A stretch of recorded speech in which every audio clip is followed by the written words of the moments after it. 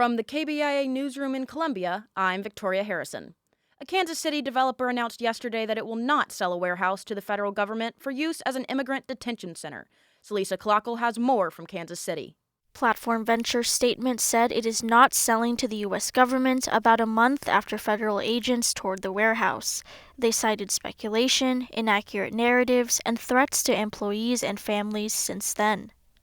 Kansas City Mayor Quinton Lucas said in a statement he'll continue efforts to ensure no such facility opens in the city. And Kansas Congresswoman Sharice Davids said she's glad to see the proposal halted. She sent a letter to the Department of Homeland Security this week opposing immigration detention centers in the Kansas City metro, including one being discussed in Leavenworth, Kansas. For KCUR 89.3, I'm Celisa Clockle. Missouri may soon have a state coordinator to help connect Alzheimer's patients and caregivers to resources in their communities. The full-time position would be created through a House bill introduced Thursday. St. Charles Republican Representative Travis Wilson is the bill's sponsor.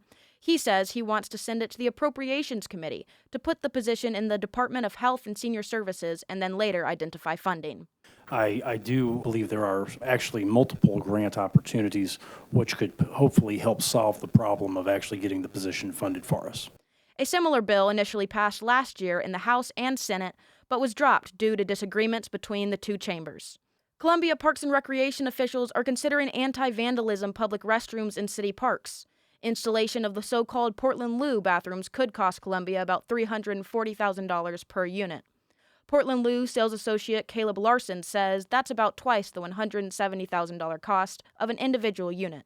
Often cities incur more costs on cleaning up their streets and just investing in a solution that is not going to be able to handle the inevitable misuse and vandalism.